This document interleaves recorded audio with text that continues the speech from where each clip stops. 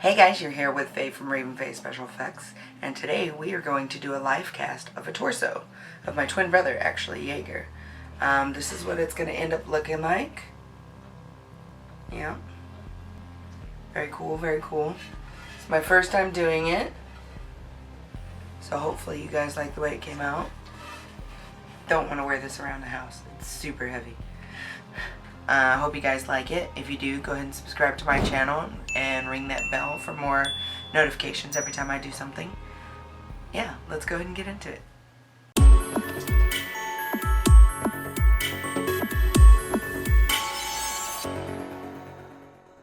Alrighty, so I'm going to start out by pre-cutting my plaster bandages. I'll be using 8-inch plaster bandages and 4-inch plaster bandages that are both the fast drying.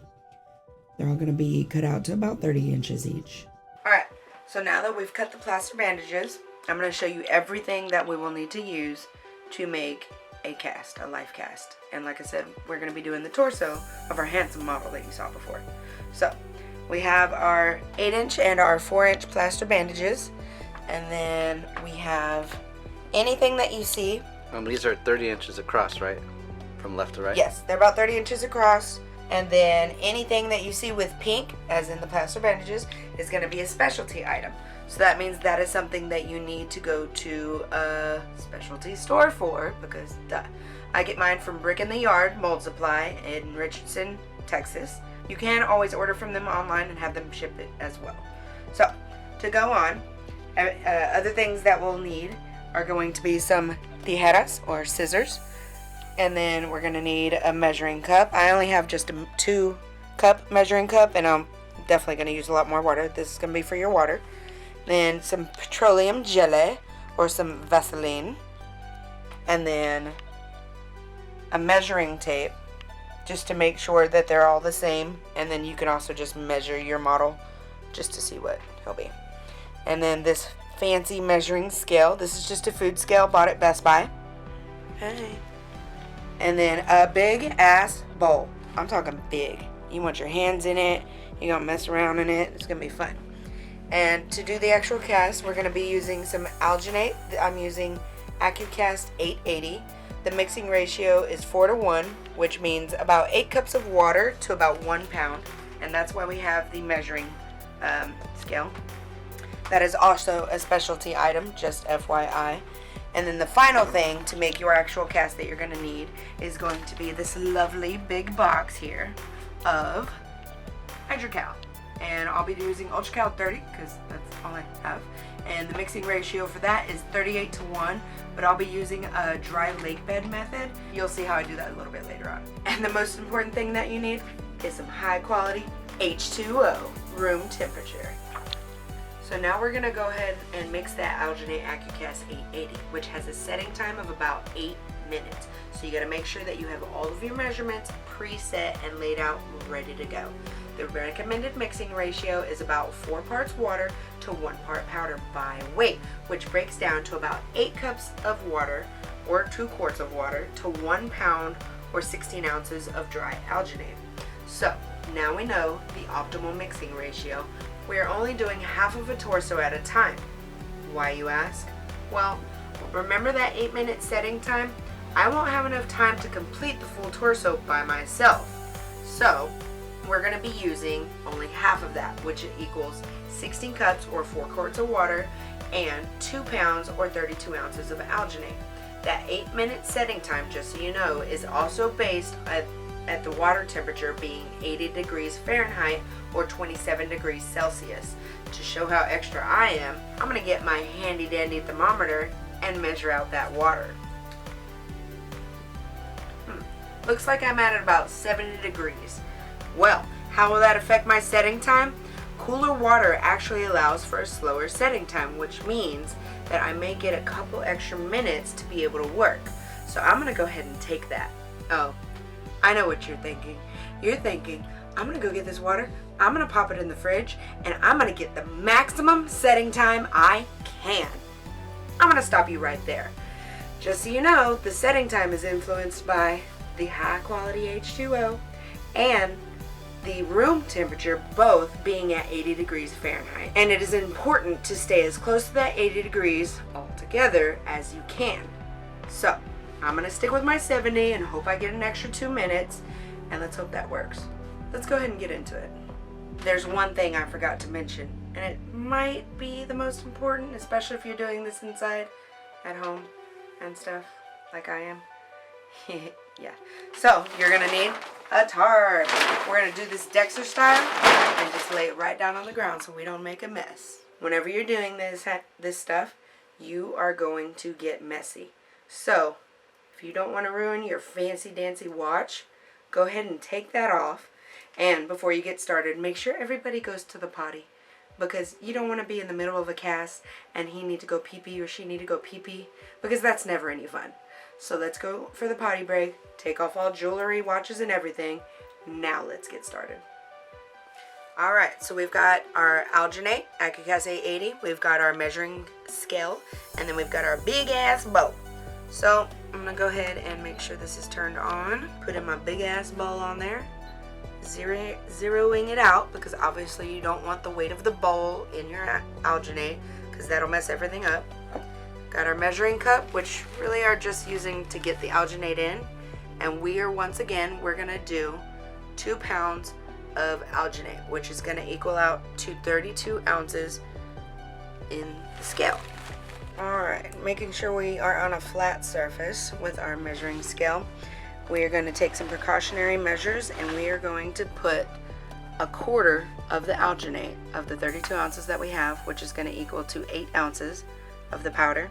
And we're going to put it in this bowl and mix this separately, which means that we'll put 4 cups of water in this one.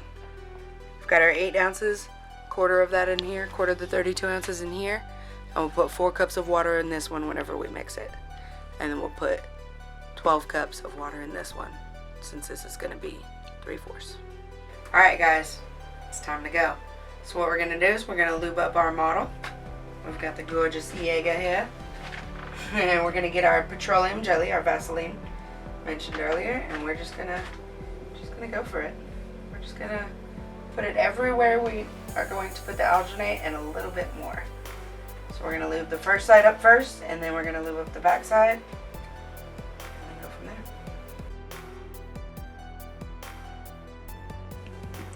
So I will be mixing in this first cut, in this one here. Okay, so we're gonna do 12 cups of water. 2 cups of water. 4, 6, 8, 12. So 5 cups of these, right? Alright, now for the messy part.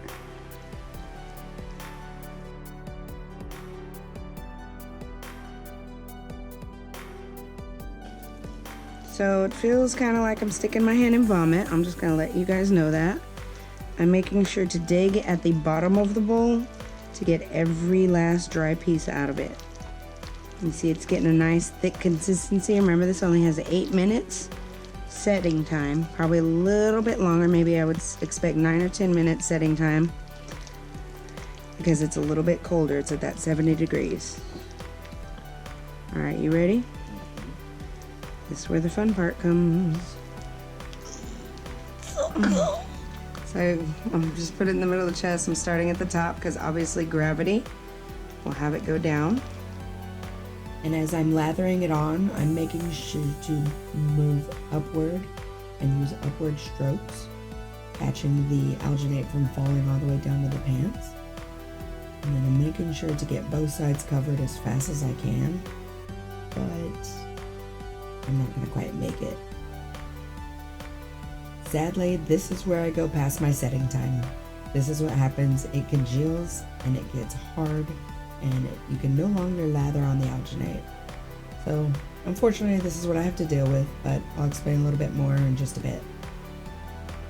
So yeah, as you can see, unfortunately, I went past that 8, 9, 10, whatever setting time I had, and that's what happened. It starts to congeal and break apart, so you don't want to mess with it anymore. So I wanted to leave that in to show y'all it happens. It happens.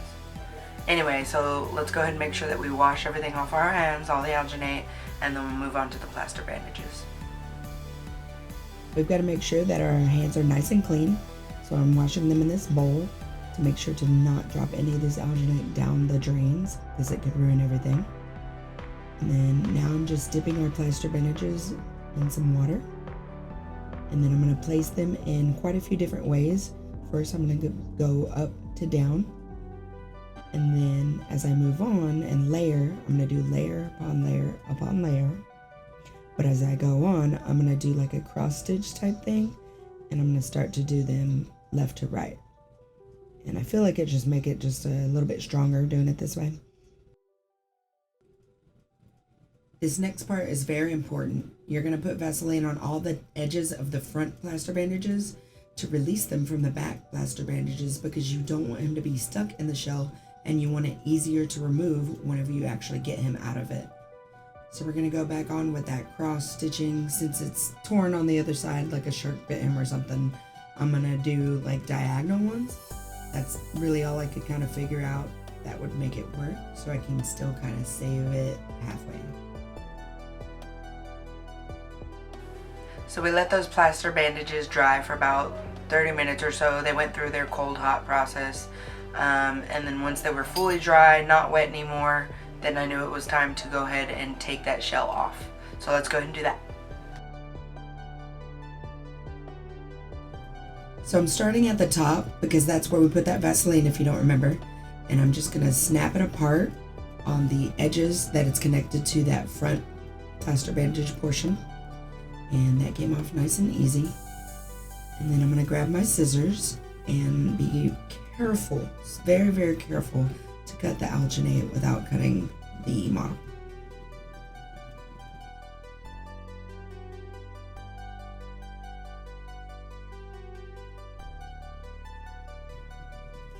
And then here I'm just putting back on that shell just so I can have it catch the alginate within the shell. And then I'm gonna have him bend forward and then breathe in and out to kind of release that alginate from his skin. So now what we're gonna be doing is pouring in the hydrocal into the water. We're gonna be slowly sifting it in one handful at a time. And the reason we do that is because we don't want to get any clumps in it. And the method that we're using is called the dry lake bed method. Basically, it's where there's a nice thick layer at the top where you can kind of see some land, not some land. I don't usually do it where it's completely full. I just do it kind of where there's like a couple of continents. So this here is about where I want it, and you can see there's barely any dry spots at the top.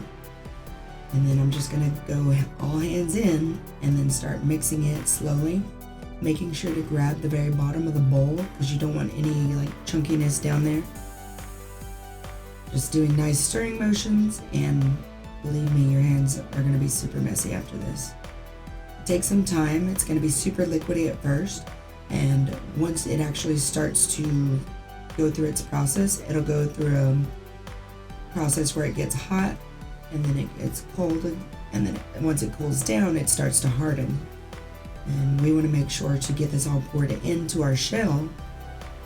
The liquid part we want mostly to get all the detail, and then as it gets harder, then we'll start to layer it so it has a nice back. And then this part is the part that's going to capture all that detail, so like the little bumps, his belly button, even his little nipples and whatnot. It's really cool actually. And this is the part where it's gotten a lot harder, so now I'm starting to shape it so it has a nice flat back, which makes it easy for me. Alright guys, so we went ahead and let that plaster sit overnight just to make sure it went through its cold, hot process and make sure it got completely solid.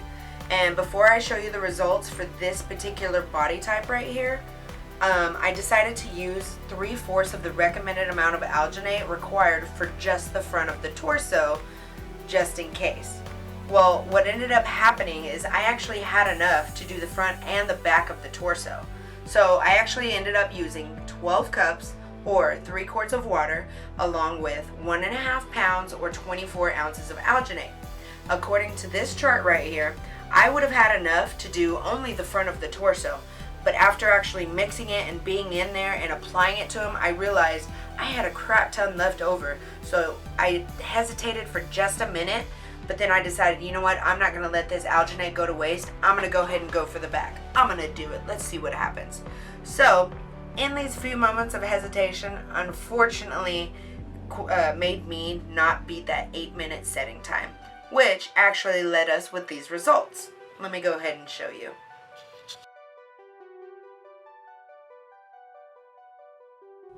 Alright, so this is my end result. As you see, this end or this side piece looks like a big old shark came and took a big old bite out of it.